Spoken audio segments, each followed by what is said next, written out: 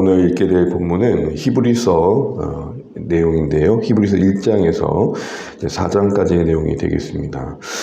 히브리서는 누가 썼는지에 대한 논란이 여전히 있는 책이고, 그래서 저자가 미상이다라고 많이 알려져 있을 겁니다.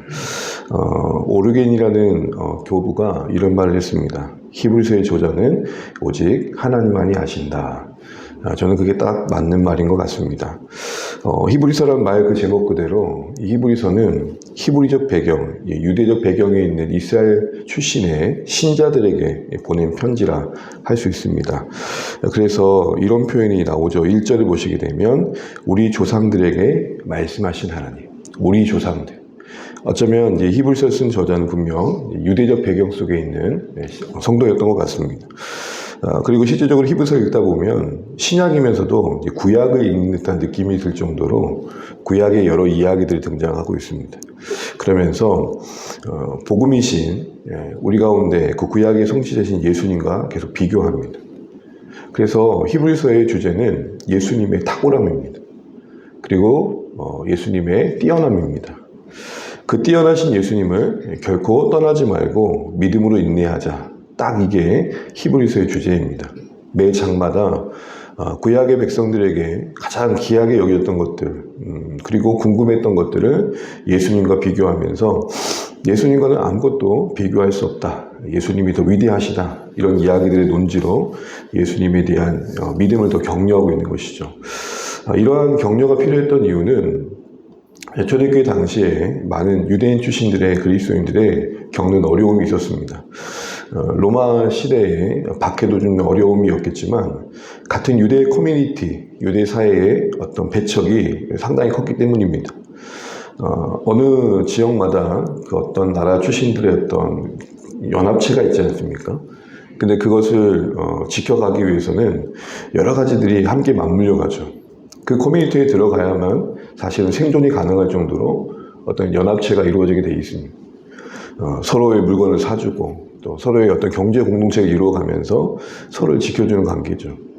근데 그런 유대 그룹 안에 있다가 기독교라는 예수님을 믿는 신앙의 공동체로 넘어오는 과정 속에 이미 유대의 어떤 커뮤니티는 견고하게 서 있는 상황이다 보니까 아무래도 소수의 입장에 있던 크리스찬들은 더 어려움을 겪었을 겁니다.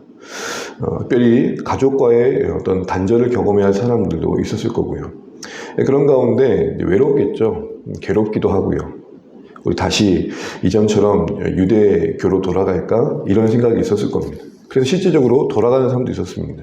이런 현실 속에서 오늘 히브리서 저자는 그 돌아감이 어떤 의미가 있는지 심각한 경고를 합니다. 그래서 여러분 히브리서 읽다 보면은 자칫 이런 생각이 들 때가 있습니다. 예수님을 믿으면 그 은혜 안에서 구원이, 하나님의 은혜 안에서 이렇게 구원에 이른다고 말씀하고 계시는데, 나의 이 정도의 믿음이면 어쩌면 나도 나의 믿음을 잃을 수도 있겠구나. 하나님이 나를 버리시면 어떡하지? 엄중한 그 경고 앞에서 그런 마음이 듭니다. 그러나 우리가 나중에 계속 살펴보겠지만 그 경고는 어떤 위협과 두려움을 주기라기보다는 역설적으로 연약함을 긍휼히 여기신 예수님께로 인도하고 그 은혜의 보좌 앞에 나아가도록 돕는 메시지가 됩니다.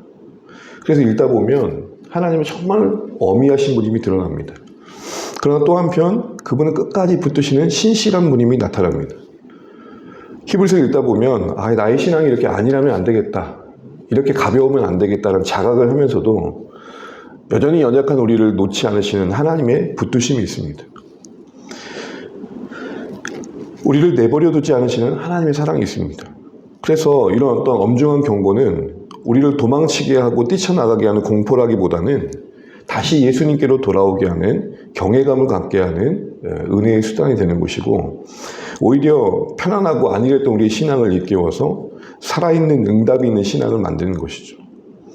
결국 그래서 그리스도를 끝까지 붙들게 하고 넘어질 수 있는 우리가 참된 경외심을 가지고 믿음의 인내의 싸움을 이어가도록 소망의 근거가 되어주는 말씀들을 계속 주고 있다 할 수 있을 것입니다. 그래서 한마디로 말하면 흔들릴 수 있지만 포기하지 말라 말씀하시고, 두려울 수 있지만 뒤로 물러나지 말라. 이게 히브리서의 전체적인 기조입니다. 그런 가운데 오늘 우리가 읽게 될 1장부터 4장은 계속해서 말씀하신 것처럼 예수님의 그 어떤 탁월함을 이야기하면서 특별히 1장에서는 천사와 예수님을 비교합니다. 우리 4절 한번 읽어볼까요? 1장 4절. 4절입니다. 함께 읽죠. 그가 천사보다 훨씬 뛰어남은 그들보다 더욱 아름다운 이름을 기업으로 얻으심이니. 천사들과 비교합니다. 왜 갑자기 천사가 나올까요? 유대교인들은 신명기 말씀에 근거해가지고 모세가 시내산에서 율법을 부여받을 때 천사들 통해 부여받았다 생각했습니다. 그러니까 천사가 계시에 매개친 거죠. 그런 측면에서 예수님은 탁월한 계시자가 되신다 이렇게 말씀하시는 겁니다.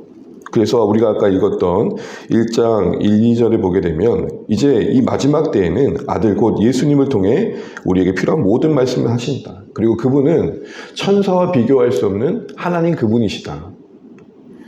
유대교 너희는 천사를 통해서 율법이 주어지고 계시가 주었다 생각하고 그걸 기이 여기는데 그보다 더 탁월하신 예수님을 통해 주어진 계시를 너희들이 멸시한다면 천사를 통해 주어진 계시로 무시하면 심판을 받는데 그보다 더 크신 예수님을 통해 주어진 복음을 무시한다면 어떻게 되겠니? 이런 맥락인 겁니다. 이런 측면에서 히브리서 1장은 천사와 비교하고 2장에서는 그 예수님에 대해서 계시자로서 어떤 측면을 강조하냐면 우리와 같이 되신 분임을 강조합니다. 그래서 은혜되는 구절 너무 많이 알고 계시는 기준이 나오는데요. 2장 17절, 18절 같이 한번 읽어보겠습니다. 2장 17절, 18절 함께 읽죠. 그러므로 그가 범사에 형제들과 같이 되심이 마땅하도다. 이는 하나님의 일에 자비하고 신실하신 대사장이 되어 백성의 죄를 속량하려 하심이라. 그가 시험을 받아 고난을 당하셨은즉 시험 받는 자들을 능히 도우실 수 있느니라. 아멘. 9절 보시게 되면 이것도 천사와 잠깐 비교를 하고 있는데요. 예수님이 천사들보다 조금 더 낮은 위치, 잠시, 그러니까 우리의 같은 모습으로 입으셨지만 그분은 영광의 하나님으로서 우리 위해 대신 죽으신 것이고 그 죽음을 통해서 우리는 죽음을 이기게 되었다. 그러면서 오늘 본거 말씀인 것처럼 속량하신 대제장으로서 우리가 언제나 하나님의 도우심을 구할 수 있는 자리에 서도록 돕고 계신다. 어디 천사가 우리를 위해 죽었냐 이런 얘기를 하는 겁니다.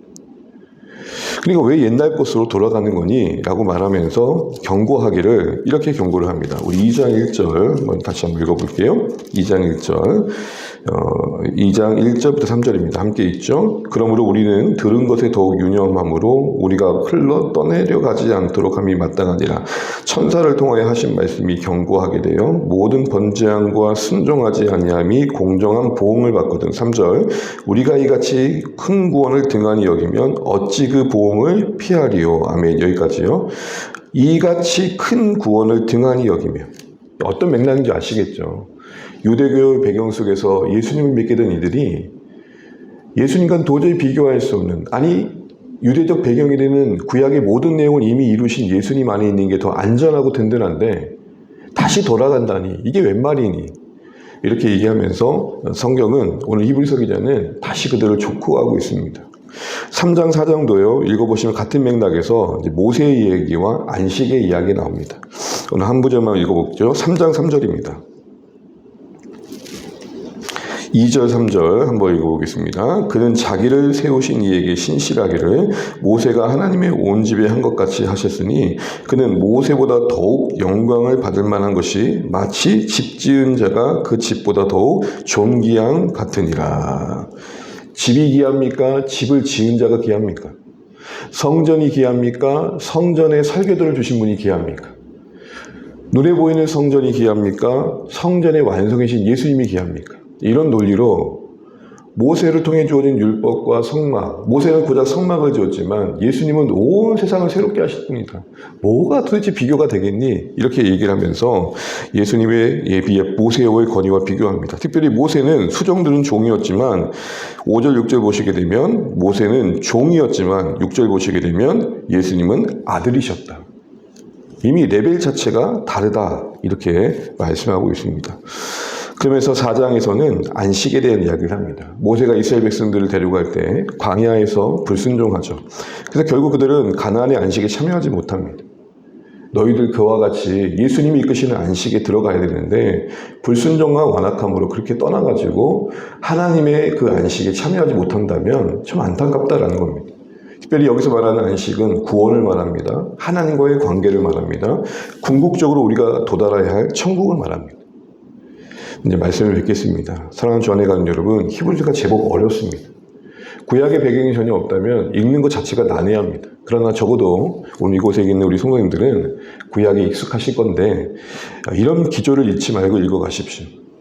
구약에 통해 말씀하셨던 성전, 제사장, 제사, 그리고 모세, 아브라함 다양한 이야기들을 가져오면서 그것과는 도저히 비교할 수 없는 예수님의 영광스러운 뛰어남을 얘기하면서 이 아래서 보장받은 안식으로부터 쫓아 도망간다는 건 너무 안타까운 일이다. 그러다 보니 엄중한 경고를 하는 겁니다. 그 큰 구원을 등한히 여기지 마라. 그리고 그 엄중한 경고는 흔들릴 수밖에 없는 우리를 붙드시는 하나님의 사랑의 역설의 메시지인 것이죠. 우리의 구원을 흔드시기 위함이 아니라 우리를 위협하고 정죄하여 공포감에 몰아가는 게 아니라 하나님의 사랑을 다시 누리는 자리로 이끄시는 겁니다. 제가 대전에 있을 때 시퍼하게 상기된 얼굴을 한 어떤 청년이 와서 모르는 청년입니다. 상담을 원한다 해서 이야기했던데 또렷이 기억하기를 히브리서의 한 구절을 읽으면서 제가 버림받은 것 같습니다 라는 이야기를 했습니다. 왜냐하면 구약의 이야기도 그 정도의 이야기도 어기면 심판을 받는데 지금 이 예수님을 그렇게 제대로 믿지 않으면 너희가 어찌 되겠니? 라고 이야기하니까 자기는 버림받은 것 같다는 이야기였습니다. 히브리서 읽다 보면 진짜 그 마음이 듭니다. 좀 두렵습니다. 그러나 이 엄중한 경고의 이면에 하나님의 뜻은 뭐냐? 공포감에 우리를 몰아 도망치게 하는 게 아니라 이걸 꼭 기억하십시오. 피할 곳은 오직 예수밖에 없다. 피할 곳은 오직 예수밖에 없다. 예수님의 그 탁월함과 뛰어나심 아래, 그 복음 아래 거하라. 그래서 흔들리지 말고 포기하지 말아라. 이런 이야기인 것입니다. 오늘 이런 히브리서 안에 있는 하나님의 마음을 잘 헤아리셔서 우리를 안일함에 두지 않으시되 그러나 연약함도 용납하시면서 결국은 우리를 하나님의 사람으로 만드시는 그 복음의 메시지를 바르게 읽고 히브리서를 통해서도 은혜를 누리시는 우리 신앙의 여정 되시기를 바랍니다. 기도하겠습니다.